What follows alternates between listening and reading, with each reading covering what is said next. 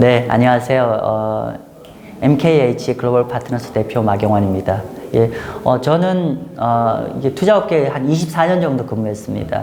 그러니까 첫 직장은 95년에 옛날 투신사, 옛날에 펀드 매니저 되려면은 투신사에 근무를 했어야 되거든요. 그래서 대한투자신탁에 한 12년 정도 근무를 했고요. 그래서 초기에는 PB 업무를 했고 2000년 초반부터 해서 제가 국제부와 상품 전략부에 근무를 하면서 한 해외 펀드를 계속 담당을 했습니다. 해외 투자 펀드를 담당을 했고, 그걸 또 2년을 해서 2006년에 제가 미국계 글로벌 운용사인 프랭클린 템플턴에 또 한 12년 근무를 했어요. 그래서 작년 연말적으로 저 회사를 그만뒀는데, 제가 그렇게 계산해 보니까 한 24년 중에 한 15년 정도를 해외 관련된 일을, 투자 관련된 일을 했습니다. 그러던데, 그래서 제가 모든 이제 우리가 이제 앞으로 살아갈 게 해외 쪽을 투자를 많이 해야 되는데, 제가 다른 사람들보다는 좀 많은 시행착오를 먼저 겪어서 좀 그쪽 분야에 제가 많은 투자자와 금융기관 친구들한테 좀 도움이 되는 사람이고자 해서 제가 이번에 회사를 새로 설립하게 되었습니다. 네. 예, 사실은 지난주도 그렇고, 이제 일시적으로 장단기 금리 역전도 되고 해서 사실은 경기 침체 우려감도 있고, 또 혹자는 트럼프나 중국이나 많은 국가에 또 이제 최근에 이제 경기 부양책으로 약간 돌아가는 모습 때문에 또 당분 경기 계속 지속될 것 같다. 사실 혼란스러워요. 그죠? 근데 우리가 잊지 말아야 되는 거는, 저는 좀 약간 빅픽처에서 보자는 거죠. 아주 작은 그림은 누구도 정확히 알 수 없고, 그렇게 조금은 더 위에서 보면 좀 더 그림이 좀 명확해질 것 같은데, 빅픽처로 본다고 하면 저는 현재 레이트 사이클, 영어로 레이트 사이클이라고 했는데 그냥 한국말로 하면 이렇게 거죠. 우리가 산을 올라간다고 하면은 산의 정점에 대비해서 저는 한 7, 8분 능선 정도 와 있다고 생각합니다.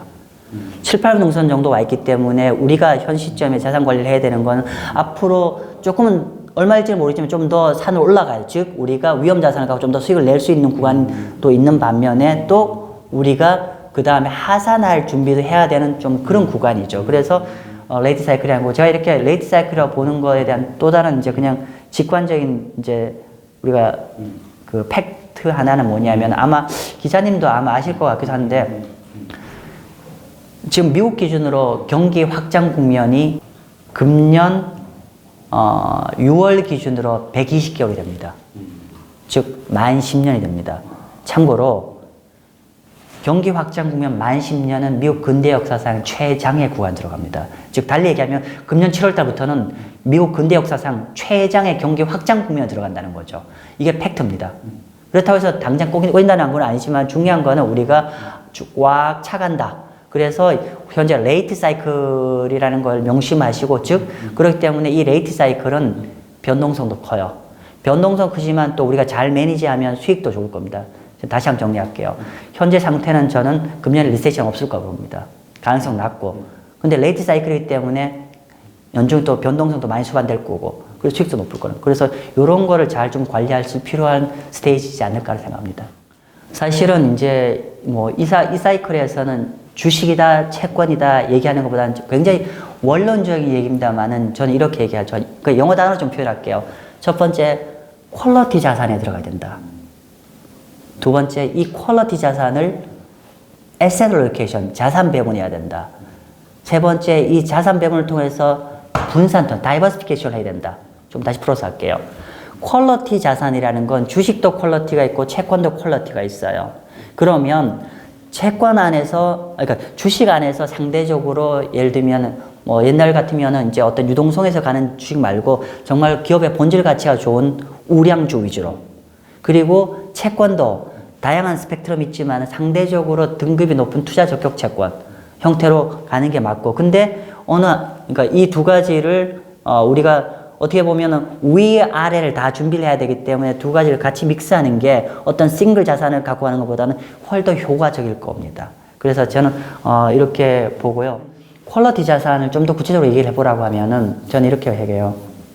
퀄러티 자산을 제가 주로 ETF를 말씀을 드리면은, ETF 중에서 결국 예를 들면 우리가 미국 S&P 같다면 S&P가 좀 성과가 더 나올 수 있는 것들이, 보통 레이트 사이클의 과거 이제 그 자료를 보면은 지금 사이클에는 모멘텀 주식 같은 게 작동이 잘 안 됩니다.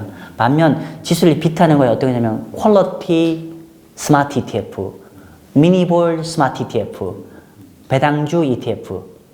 그래서 예를 들면 퀄러티 스마트 ETF 같은 경우는 ROE가 굉장히 높고 재무제표, 부채 비율이 굉장히 낮은 뭐 이런 것들로 좀 주식 내에서 좀 단단한 주식으로 포트폴리오를 채우고 반대편에 이 반대편에도 이제 향후에 우리가 경기가 꺾일 때 대비하기 위해서 밸런스로 좀 더 단단한 그러니까 등급이 높은 우량 채권 위주로 좀 자산 배분을 하면 좋은 포트폴리오 되지 않을까 생각합니다. 일단은 제일 중요한 건 그런 것 같습니다. 우리가 이제 펀드 투자 핵심 노하우 책에다 그걸 적어놨는데 모든 사람들한테 다 최적의 자산 존재하지 않는다는 거죠.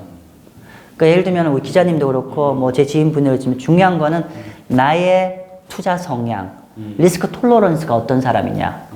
예를 들면은 그러니까 어떻게 보면은 장기적으로 보면 수익이 가장 좋은 자산을 투자하는 게 제일 좋지 않습니까? 그런데 좋은 자식은, 그러니까 장기적 수익 좋은 자산들이 항상 그 반대편에 가시가 있지 않아요. 변동성이라는. 그렇기 때문에 내가 변동성을 얼마나 감내할 수 있는 사람에 따라서 그런 거잖아요. 그렇기 때문에 일단 제일 뭐 채권이든 주식이든 간에 가장 중요한 거는 본인의 투자 성향을 정확하게 알고 있어야 된다. 그래서 본인의 투자 성향에 맞는 상품을 해야 된다는 얘기고요. 제가 아까 주식은 제가 말씀드렸으니까 채권 쪽으로 좀 말씀드리면, 그럼 구체적으로 일단 내가 성향을 알려면은 크게 두 가지일 수 있죠. 내가 투자자 중에서 내가 정말 보수인 분이야. 보수인 사람이다. 라고 하면 채권 중에서는 좀 단기 채권이고 국내 채권 위주로 했으면 좋겠고요. 근데 나는 경제를 조금 알아. 그래서 뭔가 좀 경제 메커니즘도 이해하시고 좀 난 수익도 좀 볼 수 있었으면 좋겠다고 하면은 상대적으로 단기보다는 장기 채권 그리고 해외 채권을 하기를 원합니다. 그래서 해외 채권을 하기를 원하고, 그러면 좀 더 구체적으로 그러면 어떤 내가 펀드를 고를 때 어떤 펀드를 고려해야 되는지, 물론 여러 가지가 있습니다. 간단히 한 서너 가지만 말씀드리면은 저는 이제 3요소로 갑니다. 3요소가 뭐냐면 첫 번째 이자 수익을 봐야 돼요. 펀드를 고를 때. 즉 이자 수익이라는 게 뭐냐면은 이게 주식과 달리 채권 같은 경우는 이자 수익이라는 건 이 펀드가 이 해당되는 채권 시장이 향후 1년 뒤에도 유출을 간다고 했을 때 내가 이 펀드에 투자해서 내가 기대할 수 있는 기대 수익이라는 거죠. 주식은 이론적으로 기대 수익을 우리가 알 수가 없는데 채권은 기대 수익을 알 수 있기 때문에 일단 첫 번째 투자하고자 하는 펀드의 기대 수익을 먼저 확인해 봐라.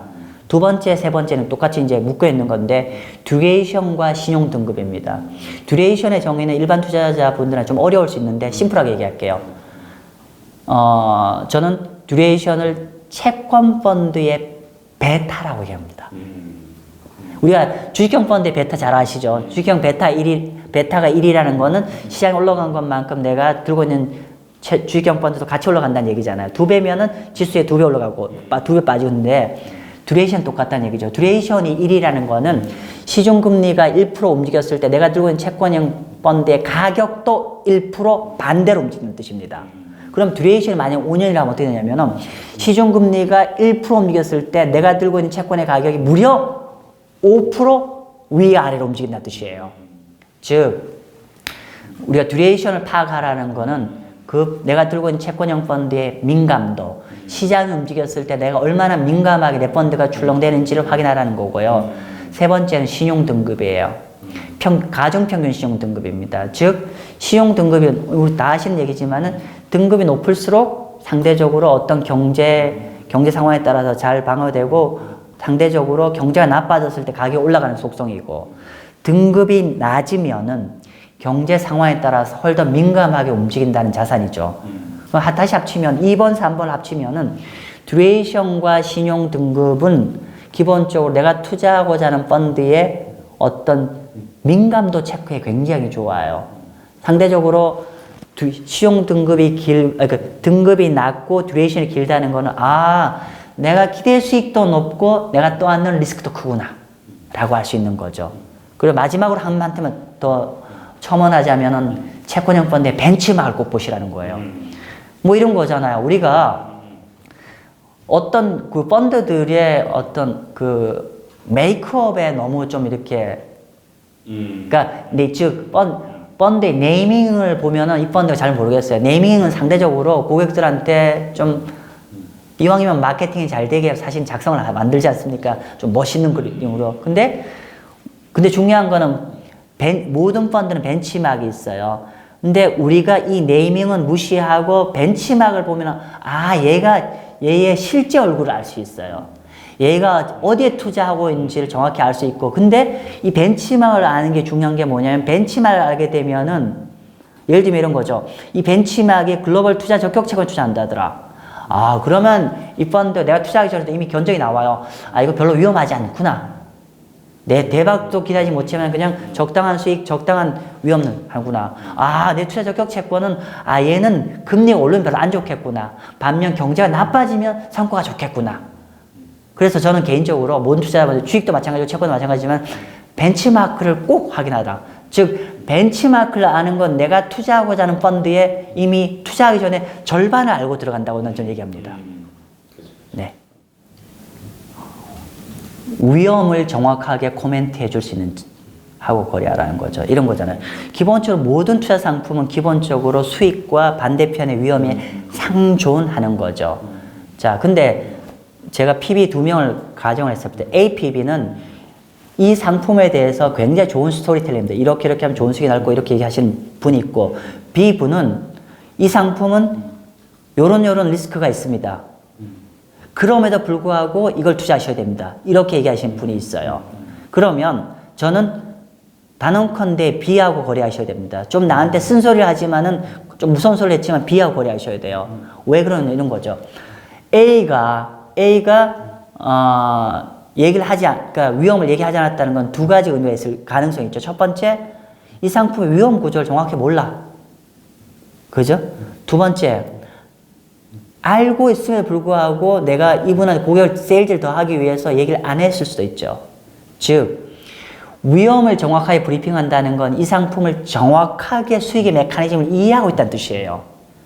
그렇기 때문에 오히려 항상 PB가 정확한 상품을 알고 있는 사람하고 거래하는 게 중요하고요. 두 번째로는, 물론 여러 가지 있지만 제가 생각하는 두 번째 중요한 거는,